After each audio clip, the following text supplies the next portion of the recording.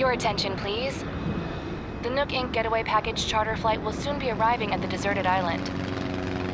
March 20th, 2020. The date we waited for after that long-awaited Smash announcement. We were given new characters, a new place, terraforming, customization, and even a whole DLC, which was a first for the franchise. And the rumour was that Nintendo had planned at least 3 years worth of content. So now we're in 2024. 4 years down the road. So how does New Horizons actually hold up? I want to start by saying that I'm not suddenly joining a bandwagon and ripping on this game because I obviously loved it, else I wouldn't have made so much content or even wrote the guidebook with a bunch of other lovely people, which you can find in the description down below, but here is the cover. I will put it here. As a long-time Animal Crossing fan, I had high hopes for New Horizons, especially the idea of having more customization options, and as someone who has recently got into building in The Sims, when the Happy Home DLC released, I was ready. Terraforming was also something I really looked forward to, as the lack of that kind of customization in New Leaf made it really difficult to make public works projects work with the town that you already had, and made placing things way more of a nuisance than it was fun. But as someone who engrossed themselves in this game and spent a long time raving about it, I really wanted to sit down and look at it from a more critical lens and actually talk about how I'm a little bit disappointed with this entry into the franchise. But first, let's address that rumour. Did Nintendo actually ever say there was 3 years worth of content? The simple answer is no. What they actually said was that they hoped for there to be new surprises found in the game 2 to 3 years down the road. What they hoped those new surprises would be, we're never gonna know, but it definitely was not a promise of 3 years worth of updates. So where did it actually go wrong? Why does New Horizons feel so empty for so many people? Well, I think I have an answer, but I'm not sure some of you are gonna like it. Despite my love for decorating and challenging myself to make aesthetically pleasing areas with what's on offer, I think this particular entry did too hard of a shift towards that aspect of the game. Rather than feeling like you were building up a remote island for everybody to thrive in, it feels more like a building simulator and adding in your Sylvanian Families dolls at the end for the photo. The heart and soul of Animal Crossing is the characters, and this time around, unfortunately, those characters just lacked the depth that they had in the other games. Over the years, Nintendo has tried to make the characters nicer, but I really feel that ruins one of the most beloved parts of this game. Villagers never pandered to you as a player and lived their own lives and had their own opinions, so please let Portia call me a loser and a no-life. I beg you.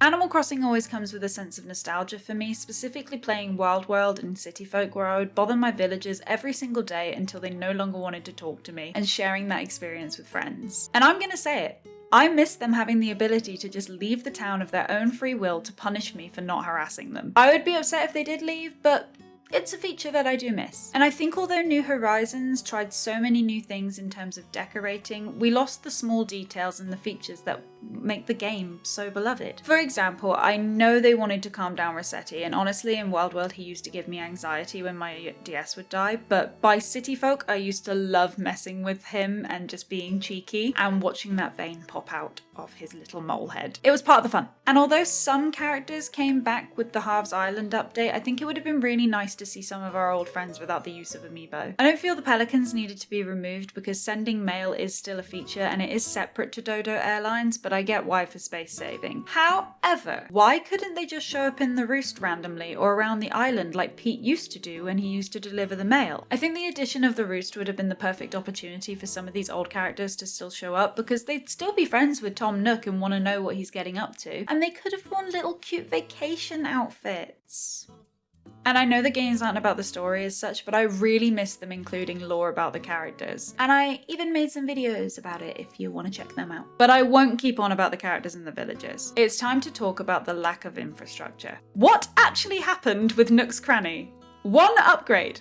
One. And we all saw those stairs. And Nintendo knows we saw those stairs. They know what we thought was going to happen. I do feel like this is one of the bigger letdowns of the game, because working towards upgrades was one of the biggest parts of the other games. And I feel that something just went wrong behind the scenes for us to only end up with one upgrade. Like more was planned, but something happened. The museum, however, did get some love, but again, I feel there could have been more. With the amount of space on the island, I will always firmly believe that the Roost should have had its own separate unit, and we should have been able to be baristas again, especially since takeout coffee got introduced. That could have been such a cute mechanic. But what really disappoints me as a Wild World girl is that it would have been really cool to see Celeste return to the museum with the return of stargazing. I understand that this would probably have been harder to implement with the change of graphics, but even if we just had the telescope and we were able to bring her star pieces, and maybe she could have had her own unique little showcase inside the museum. It just seems like something the player could have worked towards whenever she showed up at the island, but again, another wasted potential. I also think things like Shampoodle could have returned to the main island in some form, and Gracie could have been a more expensive option to Able Sisters, or even something for Dr. Shrunk. He could have done comedy at the Roost, like at Club LOL. Just some ideas. And the last thing I'm going to mention for now is the lack of multiplayer activities. Because let's be honest, New Horizons multiplayer is bad. Now, back in my day, the multiplayer we had now of just going to each other's islands and talking to your villagers was all that we had. But we are no longer in the Stone Age, Pixel Age. If you never had the opportunity to play New Leaf, there were mini-games. They were called tours, and you could play them with your friends whenever you'd go to Tortimer's Island. There was like a balloon hunt, a hide and seek, diving, fishing, so much more. And there is no reason why these shouldn't have returned in New Horizons. The return of Cap'n was the perfect opportunity to reintroduce this feature, or even of just having it as an extra option at the airport. And this would have been a much better way to bring Tortimer back than whatever this was. I would talk about the furniture sets that we're missing, or could have had, based on the fact that Pocket Camp still gets regular updates, but that's a completely different can of worms that I'm not willing to open right now, because why did the mobile game get more love than the game we waited years for?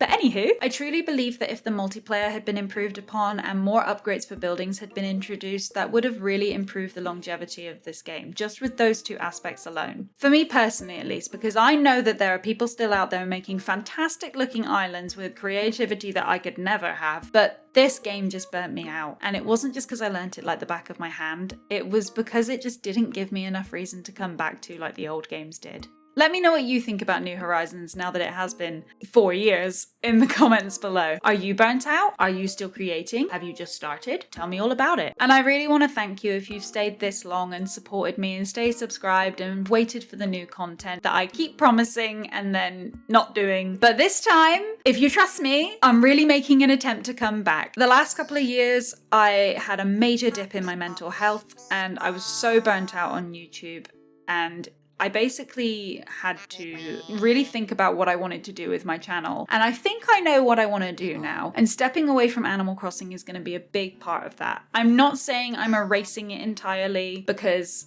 obviously I still like the games, but I want to move forward with things that I want to make. And I think that was a big part of why I stopped making the content, was because everything I tried to make, I tried to be a perfectionist, and then I just thought nobody would like it. And then nobody wins, because then you don't get content and I don't get to create, and that made me sad. So thank you so much if you're still here. So if you want to subscribe, if you have faith that I'm actually going to make a return this time, that would be really nice. But until then, I'll see you next time. Bye!